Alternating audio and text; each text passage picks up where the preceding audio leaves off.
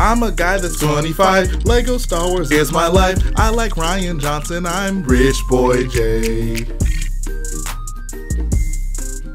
Hello boyos, Rich Boy J here, back again with another video, and today I'm going to be reacting to the Duel of the Fates script. This is what originally, I guess, what episode 9 was supposed to be if Colin Trevorrow actually still progressed into being the director/writer of the film. This is initially supposed to just be me answering a question in a Your Question and Answer video, but I realized it was going on so long, and also I was just enjoying doing it so much that I figured, why not make this its own standalone video? So yeah, let's jump right into it. First question this week comes from Mr. Madman 2222. He says, question, what are your thoughts about the Duel of the Fates script from Colin Trevorrow? So I've never actually read the script in its entirety, nor do I have any plans to do so. I haven't actually extensively looked through the plot points that are explored in the script, so I thought, why not have a video where I actually just go through and I read these things and you guys get my live reactions to it. So I found a website that I guess summarizes the plot points for the script.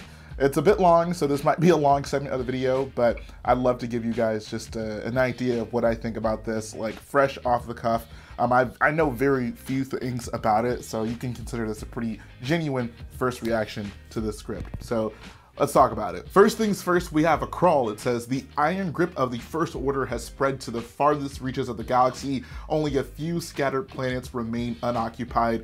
Traitorous acts are punishable by death. Determined to suffocate and growing unrest, Supreme Leader Kylo Ren has silenced all communication between neighboring systems. Led by General Leia Organa, the Resistance has planned a secret mission to prevent their annihilation and forge a path to freedom. I don't know about this one. I think that just, unless you plan on having a decent time jump between episodes 8 and 9, it seems like a bit much to go from like, oh, the First Order is in the shadows, to like, oh yeah, they're basically the new empire, they're occupying everything. So I don't know how I feel about that right off the gate. Next part says, the post, then I want to summarize, blah, blah, blah, don't need to get to that. The film would open with, on Kuwait, with BB-8 and Rose infiltrating a Kuwait moon where the First Order builds their ships. That's actually kind of a cool plot point. Finn and Poe are there as well. Rey eventually shows up too. R2 and 3PO are MIA. They all plan to blow the ring to bits, but it goes wrong and the Order contains it. Apparently Rey is disguised as a Tusken Raider. And what? Why? A Tusken Raider. It has a double-bladed lightsaber fashioned out of her staff and Luke's saber. I don't know if I like where this is going. The good guys all bow the bad guys to end up stealing a Star Destroyer. Holy crap! How many people does it take to steal a freaking Star Destroyer? Like, if you just get a few people on the bridge, is that good enough? You just freaking fly off the... whatever. The Knights of Ren show up to Kuwait and kill the Admiral. Who is the Admiral? For allowing the Resistance to steal a destroyer. Then the action cuts to Coruscant. Okay. So I guess it's kind of a cool, unique plot point. The hero is sneaking to like where the First Order ships are made and trying to destroy it. However, it seems kind of silly to me. Like, if we're already at the point where the First Order, you know, is taking control of all these planets, does it really make a big difference to destroy where their ships are made? Like it's obviously something, but if they already have all these ships deployed and they're controlling all these planets, that seems like a weird place for the movie to start. Moving on to Coruscant, it says it's apparently no longer a vibrant city and it's occupied by the First Order, which has a palace there, and Hux is now the Chancellor. Interesting. Hux and the Commander Selleck meet with alien warlords, meaning the Order has allies. They're aware of Rey being the last Jedi. They also want to know where Kylo is at. Things transition to Mustafar, where Kylo is alone and he's being haunted by Luke's ghost. That could have been really interesting. Luke tells him this is where the dark path leads, an empty tomb. Kylo retort, where did your path lead? Okay, I see you, Kylo. Luke is trying to get him to turn back to Leia, but he presses on and finds a Sith holocron in Vader's castle, which reveals a hologram of Palpatine. The recording was for Vader as a contingency if Luke killed the Emperor. Vader was supposed to take Luke to the Remnicor system to see Tor Valum, the Master of Sith. Honestly, I'm very over contingency plans with the Emperor. Things transition. Like, I feel like if a guy like him who's supposedly, you know, so cocky and full of himself to think like oh, like Vader could never turn on me. That's kind of why the events proceed as they did in Return of the Jedi. Then it also seems silly to me that he would have all these backup plans. Oh, if Vader turns on me, whatever. I guess this isn't necessarily if Vader turns on. This is if Luke killed him. But like, surely he didn't actually think that was gonna happen, right? Like he knew that wasn't gonna happen. Like, whatever. Things transition to the Resistance base on Koa. Alaf and Leia can feel what is happening to Ben. The Kuwait raid team arrives complete with a Star Destroyer. That's so crazy, bro. They stole a freaking Star Destroyer. Apparently, Rey confides in Finn that she doesn't have what it takes to be a Jedi, and he asks her about a Kylo connection, to which she replies she's having nightmares. That's interesting. Kylo tells her to shut him out and that he can't change, but Rey tells him Finn taught her that anyone can change. Retreading the plot point of, oh, is Ben going to get redeemed is, I don't really care for at all, because like, a big part of Rey's development in 8 was like her shutting Kylo out. So it seems weird to retread this. Like, I can understand like if for whatever reason like she is still having nightmares about it because, you know, she maybe doesn't necessarily have the ability to just stop the connection. Like, that could be interesting. But her actually still thinking, oh, I can save Ben, I'm not a fan of. Rey also learns through the Jedi text there is a comm beacon under the Jedi Temple on Coruscant, which can send a signal to 50 planets and can't be blocked by the Order. Here we go, getting into some plot. Now we get to see Rey train with Ghost Luke, so he's pushing her to get stronger, and Kylo to let Ben back out. Kylo makes it back to Coruscant with a damaged face from the holocron, and apparently some Mando armor is melted down and grafted onto his... Oh, God. Can't get away from the Mandalorians.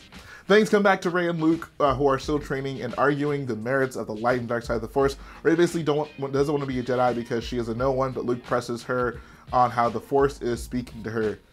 I feel also like it's a regression of Rey's character for her to not want to be a Jedi at this point. I don't know how I feel about that. The scene cuts back to Kylo and Hux, with Kylo telling him he's found power that makes blowing up planets insignificant. And as he heads off, he tells Hux to wipe out the Resistance. He will deal with the girl. Now things start towards the climax, so 2 Resistance teams are dispatched to carry out the missions. Team A, which is Rose, Finn, R2, C3P. Why are they still stringing R2 along? And C3, like, whatever. To Coruscant for the beacon, while Team B, which is Rey, Poe, and Chewie, go to a planet to find someone to help Rey figure out what she needs to do. I'm already, like, that's such a weak plot point. Figure out what she needs to do. Like, Leia tells her at the end of, you know, The Last Jedi, everything we need is on this ship. So, like, I hate the idea of these characters still seeking someone to guide them. Like, Poe was positioned at the end of The Last Jedi to be a leader. Rey was positioned at The Last Jedi to be a leader. I would much rather see a story, even if it doesn't go well for them, but maybe them just dealing with the struggles of being a leader. Like, I get that, like, I mean, they don't necessarily have all the answers, and I feel like there's characters put in place for them to seek guidance from, a la Leia and Luke, but them just, like, going to find some new person to figure out what to do, just, that seems like a waste of time to me.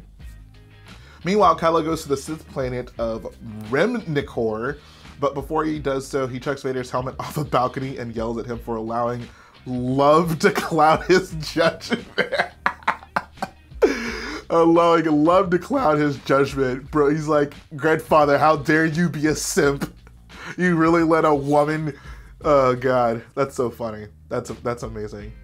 It's also funny because, like, the only reason he joined the dark side was because of love. So, like, I don't know, like, just kind of, whatever. Leia remains at the Resistance base to oversee operations, and her and Rey talk before Rey leaves, with Rey telling her that Kylo still has good in him. Leia is skeptical, but she does double down on how Rey is her own person, and that the Force has chosen her. Once again, like, I just, like, her trying to redeem Ben in this movie, like, why are we retreading The Last Jedi there? Like, I already saw that. Like, move forward. God. Now for the finale. The Order, they keep saying the Order. I wonder if they mean the First Order. I mean, they mean the First Order, but, like, was the name just supposed to be the Order in this movie? Like, was that a change, or is this person just shortening it? Whatever. The Order tracks down a Resistance base, but they escape. Team A infiltrates the Jedi Temple and turns on the beacon, so the signal gets out, but the Order cuts it off shortly after. Team A flees to the underbelly of Coruscant. Team B is being pursued by the Knights of Ren, but eventually reach Bonadan. Kylo reaches Remnicor, confronts the 7,000-year-old Tor Valum, who trains Kylo. Bonadan, Poe takes Rey to a seer who pulls a star chart out of Rey's memories, and then then the Knights show up, but Rey beats them. Both Rey and Kylo head to Mortis. Oh, why? Leia asks Lando to rally the smugglers. Rose gets captured by the First Order, is tortured but escapes. Finn and the two droids start a revolt on Coruscant. Leia brings the rest of the Resistance to Coruscant for an epic space ground battle. Chewie flies an X-Wing. Woo! Rey and Kylo do battle on Mortis, and it's revealed Kylo killed Rey's parents at the behest of Snoke. Toward the end, Luke, Obi-Wan, Yoda show up as Force ghosts to save Finn, but they can't, and this light is extinguished. I mean, that's like slightly more inspired than Rise of Skywalker for sure, but like, I think this is by no means the movie I would have wanted to see. Like, Kylo killing Rey's parent, like, no, like, Rey was a nobody. Like, why couldn't we just accept that? Like, no, it's, oh, Kylo killed Rey's parents. Like, Rey's supposed to be, like, over her parents at this point. Like, ugh, whatever. So yeah, those are my reactions to this. Like, this, I think I wouldn't be as, like, upset by this movie, but this movie seems to still just be doing a lot of retreading. Like, we're just kind of going back over things The Last Jedi already moved past. There's certainly some cool things in this, but I don't know. I think there still could have been a much more inspired film. Like, the First Order in this seems to, like, I don't mind them progressing. Like, maybe they can have a core of planets that they've taken over, and, you know, they could be threatening a bunch of other ones. But for them to just basically just be the Empire and have the power of the Empire, I don't think that's interesting. Of course, this is only my impressions from just reading a script. Like, clearly there's a big difference between reading what happens and actually seeing it, witnessing a cohesive film.